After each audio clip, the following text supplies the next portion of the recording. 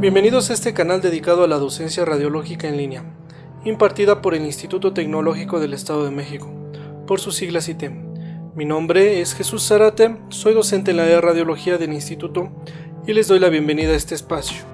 En este video veremos un curso intensivo de nivelación de la materia de técnicas radiológicas 1. Comenzamos. Antes de iniciar, quiero comentarte que se manejarán aspectos generales de la materia, así como de los estudios más solicitados en las áreas hospitalarias. Aledaño a esto, te invito a que consultes las diferentes bibliografías y así obtengas un conocimiento más amplio de los temas que a continuación veremos. Esto te servirá como un soporte al momento de que realices prácticas hospitalarias.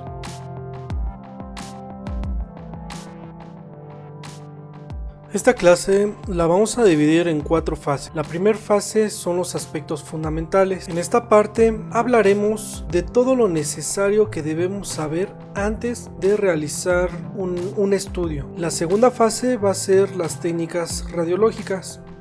En esta fase vamos a mencionar algunos ejercicios de cómo se realizan las radiografías de las diferentes estructuras. La tercera fase es la anatomía descriptiva y radiológica.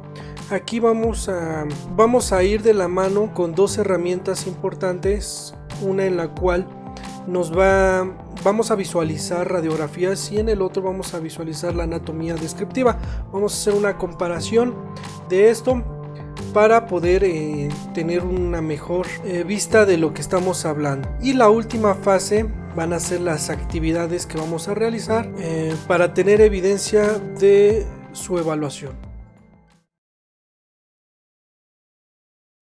Vamos a comenzar con la primera parte del curso. ¿Cuáles son aspectos fundamentales en las radiografías? Y como primer punto veremos que es importante conocer la condición del paciente. ¿Qué me refiero con esto?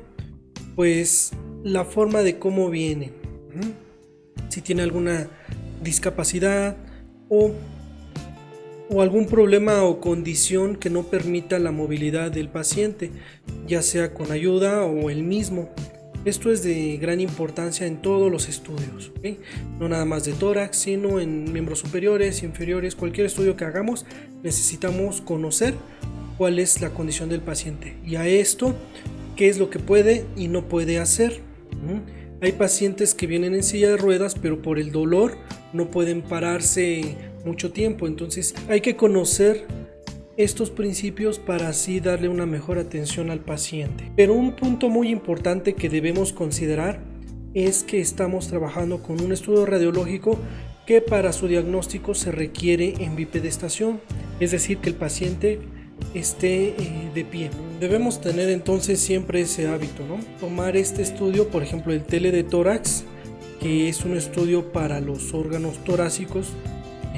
No debemos confundir un tele de tórax a un tórax óseo. En un tele de tórax siempre debemos tener que el haz de rayos X debe ser horizontal como lo muestra la imagen. Aquí en la de Navi Radiography tenemos horizontal el haz de rayos X. Esto significa que el paciente debe estar en bipedestación. Si no se puede en bipedestación, lo podemos tomar en sedestación, lo podemos tomar en semi-Fowler, pero que tenga mínimo 45 grados de inclinación del paciente. ¿Por qué? Pues más que nada para valorar niveles hidroaéreos. Otro concepto importante es conocer el hábito corporal del paciente. ¿A qué nos referimos con esto? Pues saber su condición, su fisiología, ¿okay? Si es hiperesténico, esténico, hipoesténico o asténico. Por ejemplo, hay pacientes que son delgados y muy altos, entonces esto se refiere a pacientes asténicos que tienen el tórax muy alargado, ¿okay? Voy a poner de ejemplo mi celular. Tenemos una parte, hagan de cuenta que ese es el chasis ya en grande en sus diferentes medidas. Tenemos lo que es la longitud del paciente o la parte vertical y el ancho de esta estructura o de este chasis o receptor de imagen. Entonces En pacientes con los hábitos corporales, la condición que es más alargada, entonces debemos colocar de esa manera el chasis a la longitud o lo que es vertical. En pacientes con su hábito que a lo mejor son altos pero robustos, o bajitos y muy robustos, tienden a ensanchar el tórax, entonces lo debemos colocar acostado. ¿Para qué es esto? Pues ahí, como la imagen que está acá arriba, para valorar completamente las estructuras. Si nosotros nos equivocamos en este aspecto, es obvio la condición o el hábito corporal de los pacientes. Normalmente pues todos se toman acostados, ¿no? Tenemos un receptor de imagen. Hoy pues ya lo digital nos da un solo número, que es el 1417, ya no hay 1414, o en su defecto el flat panel, ¿no? Que es una sola medida. Normalmente esto se coloca en forma horizontal, ¿okay? a lo ancho, y así podemos valorar estructuras completamente. No se cortan los ápices pulmonares, que son lo de arriba de la radiografía, tampoco los dos ángulos costodiafragmáticos tampoco se llegan a cortar. Entonces todo eso es importante porque ahí podemos valorar diferentes patologías, ¿okay? Hace rato les mencionaba que debe estar en bipedestación el paciente, o en su caso inclinado, no recostado, porque si existe algún derrame por X cosa, un derrame pleural o un absceso, no sé, alguna patología que tenga algún líquido en estas cavidades, pues por gravedad van a caer hacia abajo, digámoslo así, y dependiendo en qué lóbulo está este problema, pues lo vamos a analizar con una buena radiografía. Debemos tener mucho cuidado en todos estos aspectos, lo que es el posicionamiento del paciente. ¿Por qué motivo? Nosotros estamos acostumbrados a darle las indicaciones al paciente, pero a veces no rectificamos que esté correcto los hombros, que estén correctos los brazos, cómo están posicionados, y esto repercute en las imágenes radiológicas.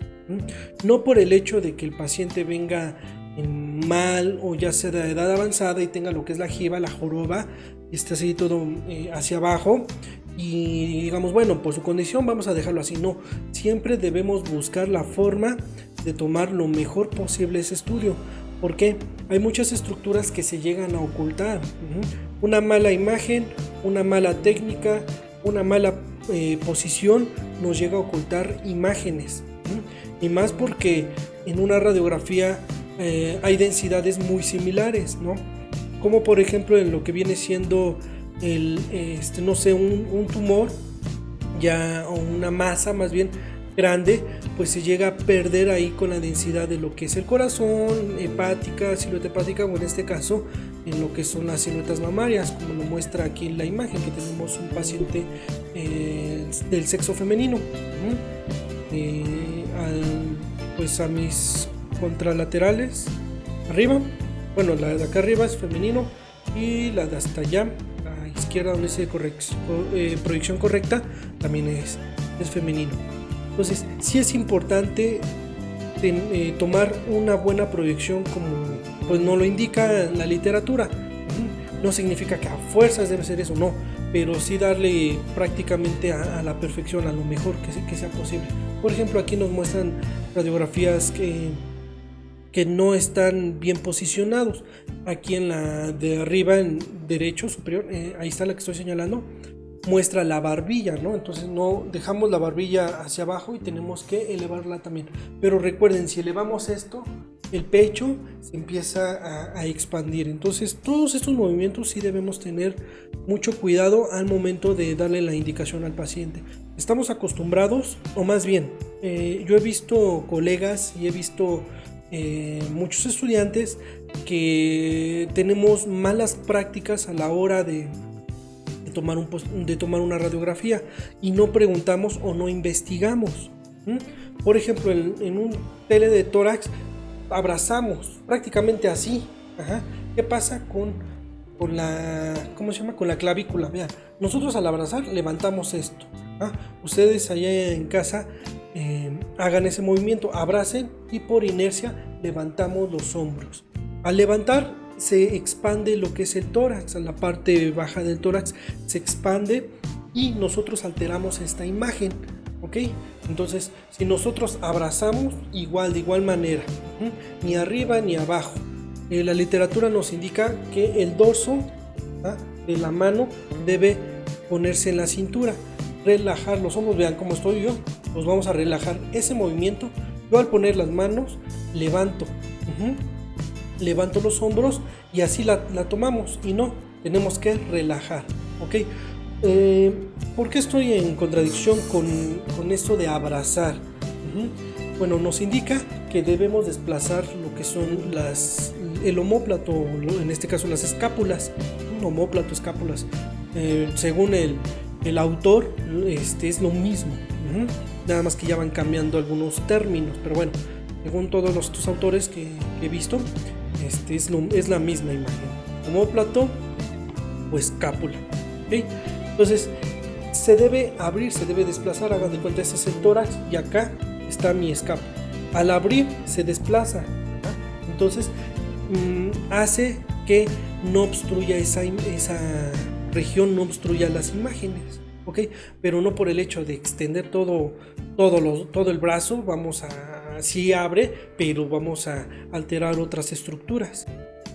¿Qué pasa con lo que les decía de las clavículas? En esta imagen, la que estoy señalando, ahí vean las clavículas cómo están arriba. Entonces me llegan a afectar estructuras, tapan imágenes, que ahí es muy importante valorar los ápices pulmonares, y los llegan a tapar. Simplemente nos afecta toda la imagen, y cosa que no lo vemos, ya que se vaya así. No, hay que ser de los pocos que sí nos interesan un buen estudio, ¿no? Ok, aquí tenemos las proyecciones más usadas dentro de los hospitales, son los más utilizados. Tenemos lo que es el tele de tórax, aquí está, ese es el tele de tórax o TEA póstero anterior. Del lado aquí lo que estoy señalando es una lateral. Aquí es importante, normalmente se toma lateral izquierda debido a la ubicación del corazón, pero eso también va a depender de cada médico. Tenemos otra que se llama apical. En esta proyección prácticamente lo que vamos a hacer es desplazar las imágenes, clavículas las vamos a elevar con esa posición que está ahí, hacia atrás prácticamente, eleva, y los ápices pulmonares pues se ven perfectamente sin problema alguno. Aquí tenemos arriba esa proyección, es una apical. ¿Okay? Otra proyección, vean, aquí el paciente está acostado, es lo que les decía, aquí en la literatura nos va a mostrar pues en las diferentes posiciones, pero nosotros vamos a ver, dependiendo de la condición del paciente, pues vamos a tomar los estudios. Por ejemplo, en lo que es terapia intensiva no vamos a poder levantar al paciente, ¿no? Debido a su condición, está intubado o de plano no podemos movilizarlo, entonces no lo hacemos. Nosotros nos adaptamos, esa es la función del radiólogo, adaptarse a la condición del paciente para poder realizar una proyección, como en la vieja escuela decíamos, del libro. Y otras proyecciones que prácticamente ya se han estado perdiendo debido a la tomografía u otros estudios, pues son las oblicuas de tórax o de lo que es teletórax. Y bueno, aquí es otra imagen de lo que viene siendo el tórax óseo. Hay varias proyecciones, pero estas son las que más se utilizan. Una lateral, pero para esternón, así tal cual, tórax óseo o un tórax en AP. Esa de acá abajo es una oblicua posterior. ¿Por qué oblicua posterior? Porque la parte de atrás está pegado al receptor de imagen, y cuando damos referencia a eso es que estamos hablando de posición, no de proyección. Una posición posterior y una proyección en esa sería una proyección AP. ¿Por qué proyección AP? Porque está entrando en la parte anterior y saliendo por la parte posterior. Ahí hay una confusión muy grande. Yo los invito a que lean mucho esa literatura, porque hay una confusión muy grande con la vieja escuela, los nuevos radiólogos, la radiología empírica también, sobre ese tema de discusión, ¿no? De lo que es una posición y una proyección. Bueno, esas son las proyecciones más ocupadas, una proyección